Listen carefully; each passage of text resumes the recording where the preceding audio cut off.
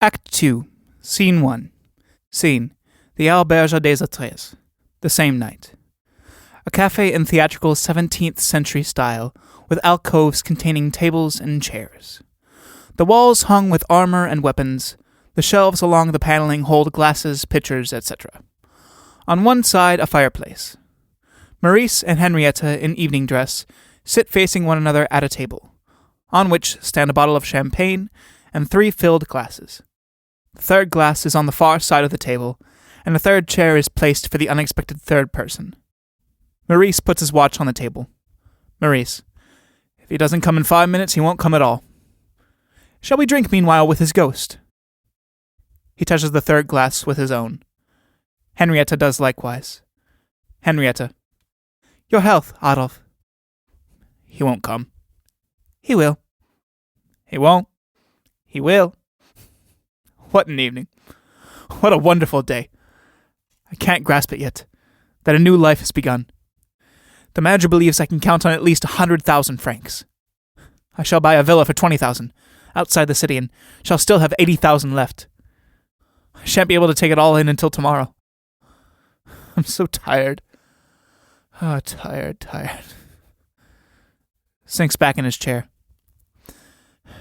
Have you ever had a real stroke of luck? Never.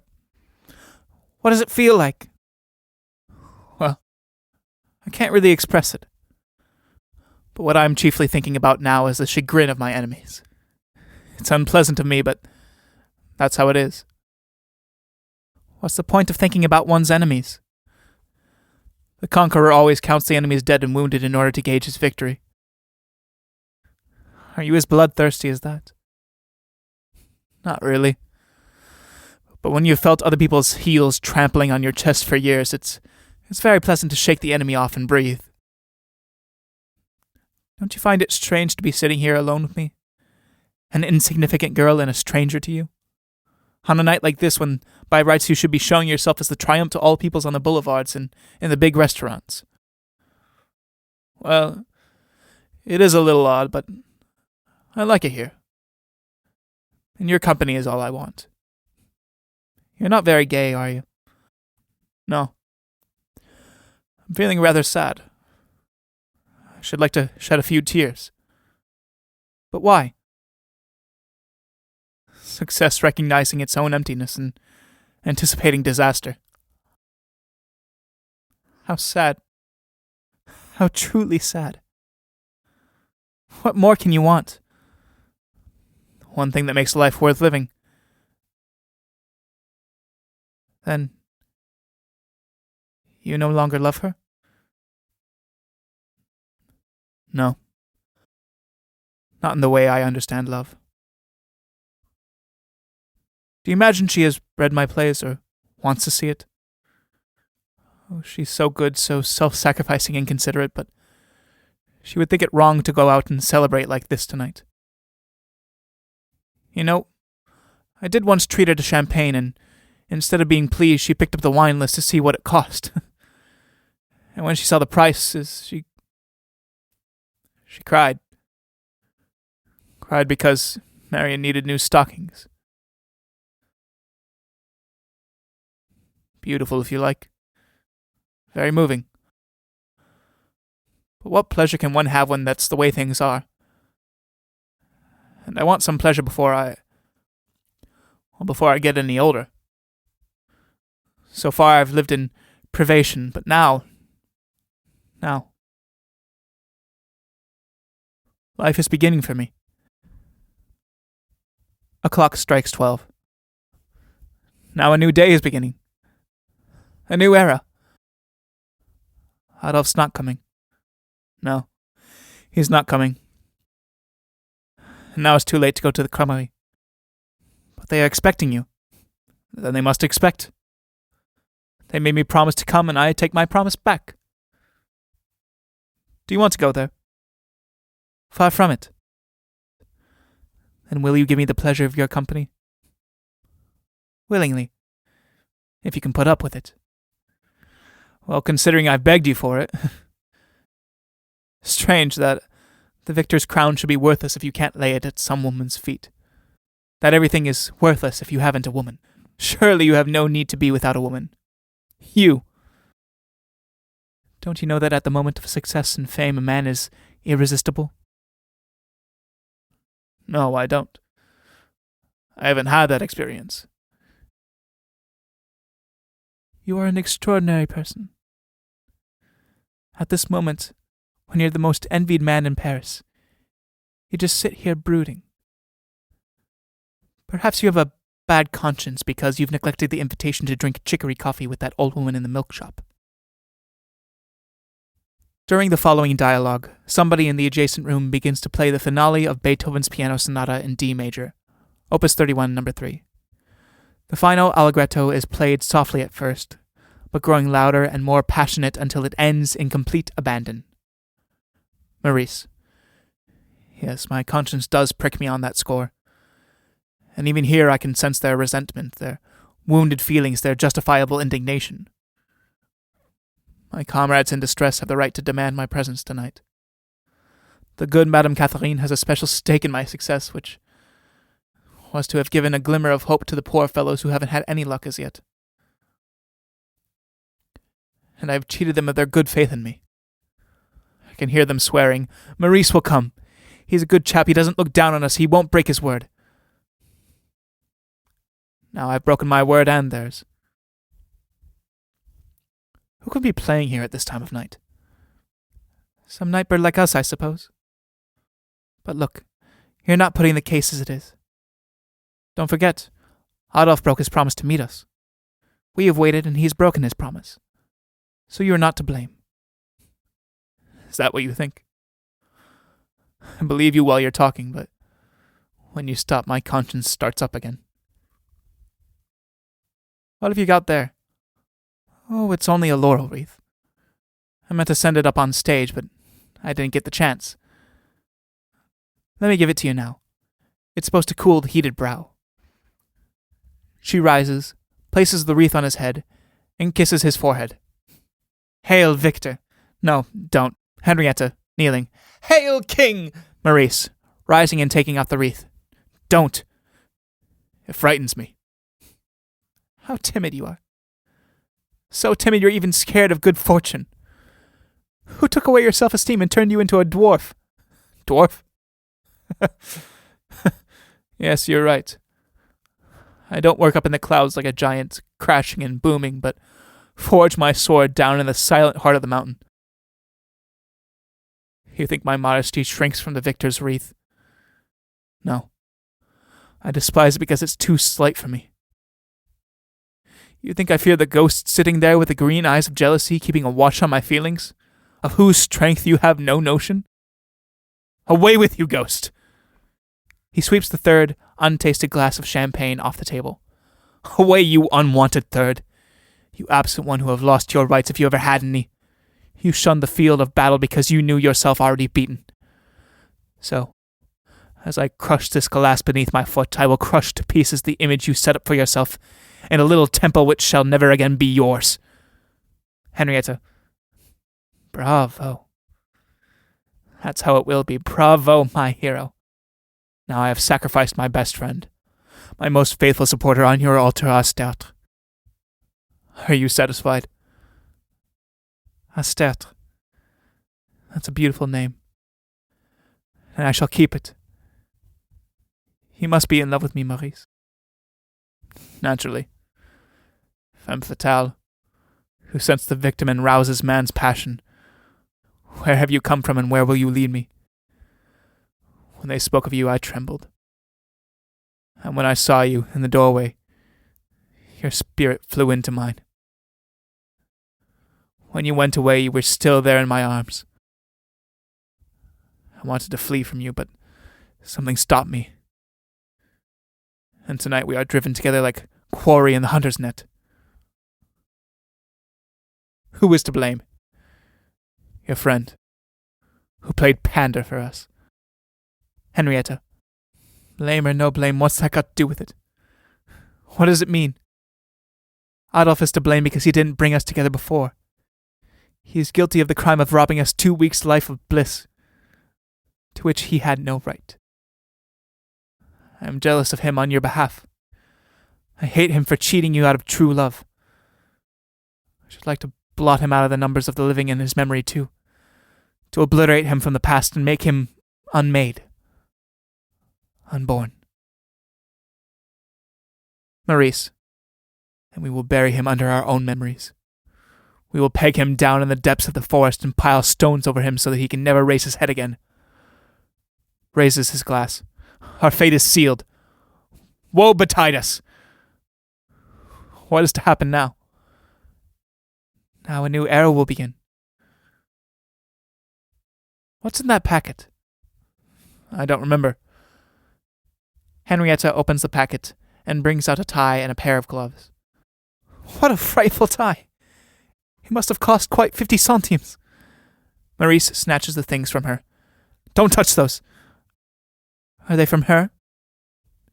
Yes, they are. Give them to me. No. She's better than us. Better than us all. I don't believe it. She's just simpler and stingier. A woman who cries because there's champagne when there aren't stockings for her child, yes. Yes, she's good. You bourgeois. You'll never be an artist. But I am an artist. And I shall make a bust of you with a shopkeeper's cap instead of a laurel wreath. She called Jeanne? Yes. How do you know? That's what all housekeepers are called. Henriette! Henriette picks up the gloves and the tie and throws them into the fireplace. Maurice, weakly. Asterte. Now you're demanding the sacrifice of women. That you shall have. But if it's to be innocent children, then you must go. Do you know what it is that binds you to me? If I knew, I would tear myself away. But I believe it is your evil qualities which I need. I believe it is the vice in you which attracts me with the irresistible pleasure of the new. Henriette, haven't you ever committed a crime? No. Not a real one. Have you? Yes. Well, what was that like? It outweighed doing any good deed. For that only puts you on a level with others. It outweighed performing any feat, because that puts you above others and is rewarded. This crime put me outside, on the other side of life and society and my fellow beings. Since that time, I have only been living a half-life, a dream life. So reality no longer has any meaning for me. What did you do? I won't tell you. You'd be afraid again. Can you never be found out? Never. But that doesn't stop me from often seeing the 5 stones in the Place de Roquette, where the scaffold used to stand. And that's why I never touch cards, for the 5 of diamond always comes up.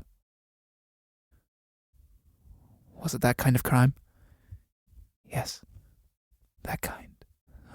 That's pretty horrible. But it's interesting. Have you never had a conscience? Never. But if we might talk about something else, I should be grateful. What shall we talk about? Love? You don't want to talk about that until it's over. Were you in love with Adolf? I don't know. The purity of his nature attracted me like some beautiful forgotten memory of childhood. But there was a great deal about his person that offended my eye. It took me a long time to erase, change, and add to and take from, so as to make a passable figure from him. When he talked, I could tell he learnt his views from you, and they were often half understood and clumsily applied. So you can imagine how poor the copy appears now that I can see the original. That's why he was scared of letting us two meet. And when it did happen, he knew at once his time was up. Poor Adolf. I'm sorry for him too. He must be suffering torments. Hush! Someone's coming. Suppose it is he. That would be intolerable. It isn't he. But if it had been, what do you think would have happened? During the following dialogue, the pianist in the adjacent room practices the D major sonata, sometimes pianissimo, sometimes wildly fortissimo. At times there is a silence. At others, only bars 96 through 107 on the finale are heard. Maurice. At first he would have been rather cross with you, because he had made a mistake about the cafe. Looked for us in vain in the wrong place, but his arrogance would have soon given way to pleasure at seeing us, at seeing that we hadn't deceived him. And in his joy at finding he had wronged us by his suspicions, he would have loved us both, and so been delighted to find out that we were such good friends. It has always been his dream, this is him speaking now, his dream that the three of us would make a trio and show the world a fine example of friendship making no demands. Yes, I trust you, Maurice, particularly because you are my friend, partly because your affections are engaged elsewhere. Bravo. Have you been in such a situation before that you were able to reproduce it so exactly? You know, Adolf is just the kind that has to be a third, who can't enjoy his girl unless he has a friend along. That is why I was called upon to entertain you. Hush, there's someone outside. It is he. No, these are the hours when ghosts walk, you know, and when one hears so many things, and sees them sometimes too.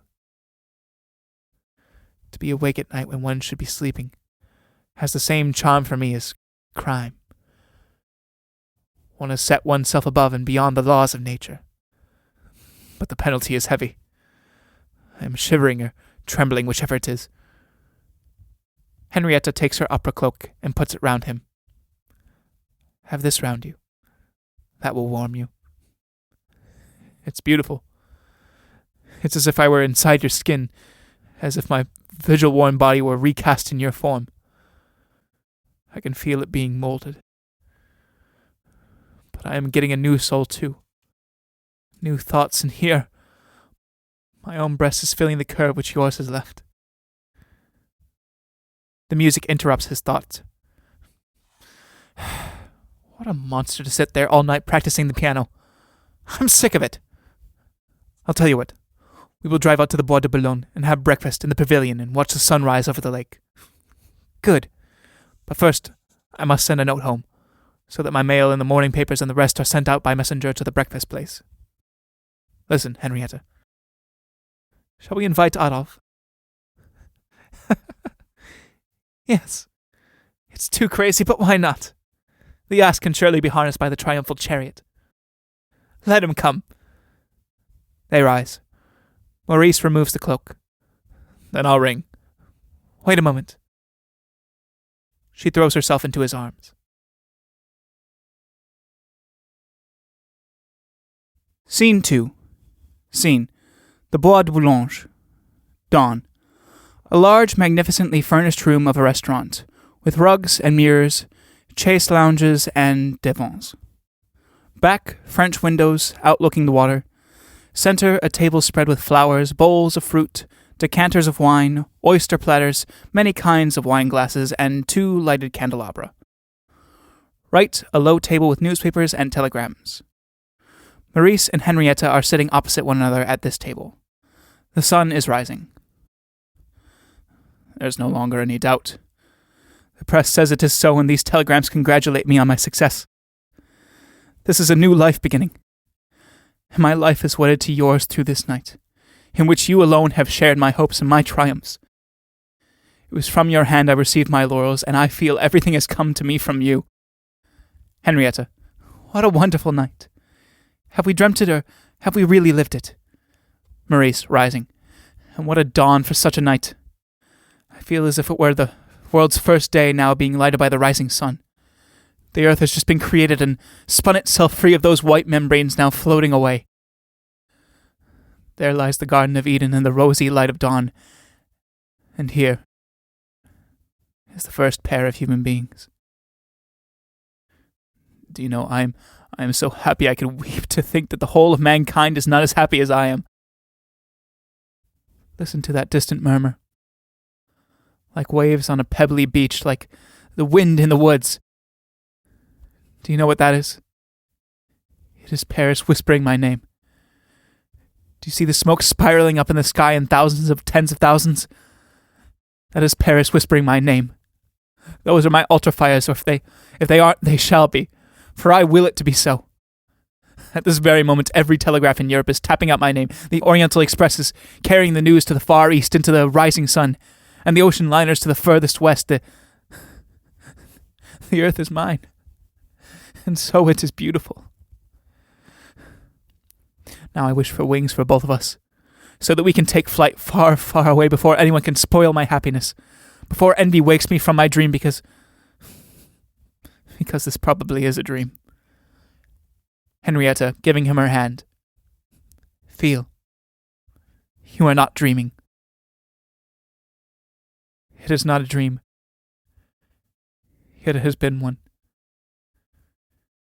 You know, when a penniless young man used to walk down there in the woods and look up at the pavilion, I saw it as an enchanted castle.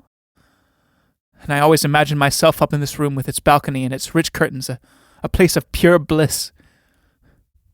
To be here with a beloved woman, watching the sun rise with the candles still alight, was the most audacious dream of my youth. Now it has come true. And now I have no more to ask of life. Would you like to die? Now, with me? No, you idiot. Now I want to begin to live. To live is to suffer. Now comes reality. I hear his footsteps on the stairs. He is panting with anxiety. His heart is pounding with the dread of having lost the most precious thing of all. Believe me, Adolf is under this roof. In one moment he will be standing here in this room. Henriette, uneasily. It was a stupid idea to invite him here, and I already regret it. Well, at least we shall see if your forecast was right. Of course, one can easily be mistaken about a person's feelings. The head waiter enters and hands him a card. Ask the gentleman to come in. Exit the head waiter. I'm afraid we shall regret it. Too late to think of that. Hush. Enter Adolf, white and hollow-eyed. Maurice, trying to speak naturally. So you are here. Wherever did you get to last night? Adolf, I went to join you at the Hotel Deseret and waited a whole hour. Maurice, but you went to the wrong place. We waited a couple of hours for you at the Auberge à Desatre, and are still waiting, as you see. Adolf, relieved. Thank God. Henriette. Good morning, my dear. You are a gloomy bird, always expecting the worst. I suppose you imagined we were trying to avoid your company. And although you know we sent for you, you still think yourself de trop. Adolf. Accept my apologies. I was wrong, but the night was frightful. They sit down. Embarrassed silence. Henriette, to Adolf. Well, aren't you going to congratulate Maurice on his great success? Oh, yes, you've had a real success. That envy itself can't deny. Everybody is at your feet. You make me feel quite small. Maurice, what nonsense. Henriette, pour Adolf a glass of wine. Adolf, thank you, not for me, nothing. Henriette, to Adolf. What's the matter? Are you ill? No, but I feel I may be. Your eyes. What about him? Maurice, how was it at the Crémerie last night? I suppose they're offended with me. Adolf, no one's offended with you, but your absence cast a gloom that was painful to see. But no one was offended, I assure you. Your understanding friends regarded you and your absence with sympathy and tolerance. Madame Catherine herself took on your defense and proposed your health. We all rejoiced in your success if it had been our own. Henriette, what nice people. What good friends you have, Maurice. Yes. Better than I deserve. Henriette, No one has better friends than he deserves. And you are blessed in your friends. Can't you feel how the very air is softening for you today by the streams of pure good wishes reaching you from 1,000 hearts? Maurice rises to conceal his emotion. Adolphe, from 1,000 hearts which you have set free from the nightmare which had oppressed them all of their lives.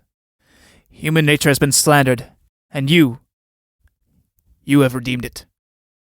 So people are grateful to you. Today they lift their heads again, saying, "See, we are better than our reputations." And the thought makes them better. Henriette tries to hide her emotion. Am I bothering you? Let me just warm myself for a moment in your sunshine, Maurice. Then I will go. Maurice, why should you go when you have only just come? Why? Because I have seen what I need never have seen. Because I know that my time is over. That you sent for me I take as a sign of consideration, an acknowledgement of what has happened. You know, Maurice, how well I think of human nature. And it's you who taught me to, Maurice. But my friend, just now I went into the church of Saint Germain, and there I saw a woman and a child. I'm not sorry that you weren't there to see them, because what has happened cannot be changed.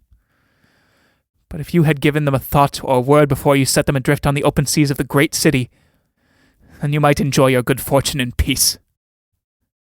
And now I bid you goodbye. Henriette, where are you going? You asked that! Do you want me to tell you? No, I don't. Then goodbye. Exit Adolphe. Maurice. The fall. And lo, they knew that they were naked. Henriette. How different the scene was from the one we imagined. He is better than we are. I feel now everyone is better than we are. Do you see? The sun has gone behind the clouds, and the wood has lost its rosy tint. I do see. And the blue water is black. Let us flee to where the sky is always clear and the trees are always green. Yes, let's do that. But without farewells. No. With farewells. We should fly. You offered me wings, but your feet are of lead. I am not jealous, but if you do go say goodbye and find 2 pairs of arms around your neck, you will not be able to break away. You are perfectly right. Except that only 1 small pair of arms is needed to hold me. It is the child that holds you then, not the woman. It is the child. The child. Another's child. And for that I am to suffer? Why should that child block the path that I must now take? Why indeed? Better if it had never existed. Yes, but it does exist. Like a stone on the road, an immovable boulder which cannot fail to upset the carriage. The triumphal chariot. The ass is driven to its death, but the boulder remains. Confound it. There is nothing to be done. Yes, we must get married. Then our child will make us forget the other one. The other one would kill ours. Kill? What a thing to say. Henriette, changing her tone. Your child will kill our love. No, my dear. Our love will kill everything that stands in its way, but it will not be killed. Henriette picks up a pack of cards from the mantelpiece. Look! The 5 of diamonds. The scaffold. Is it possible that our fates are predestined? That our thoughts are led as if through pipes, the way they must go without our being able to stop them? No, I don't want it to go that way. I don't want to. Do you realize I should go to the scaffold if my crime were discovered? Tell me about your crime.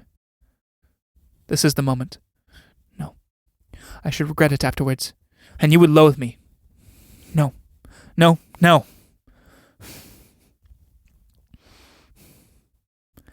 Have you ever heard that one person can hate a person to death?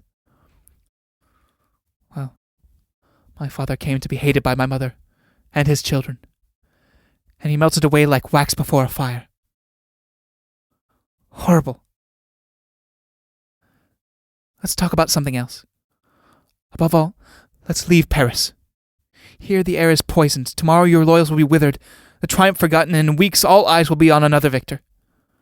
Away from here, to work for new victories. But first of all, Maurice, you must go and embrace your child, and provide for its immediate future. The mother you must not see. Thank you. Your heart does you honor. And you are all the more dear to me when you show the kindness you sometimes hide. And then go to the cremerie, and say goodbye to the old woman and your friends. Leave nothing behind you undone that might weigh on your mind on our journey. I will do everything that should be done. And tonight we will meet at the railway station. Agreed. And so, away from here. En route for the sunshine and the sea.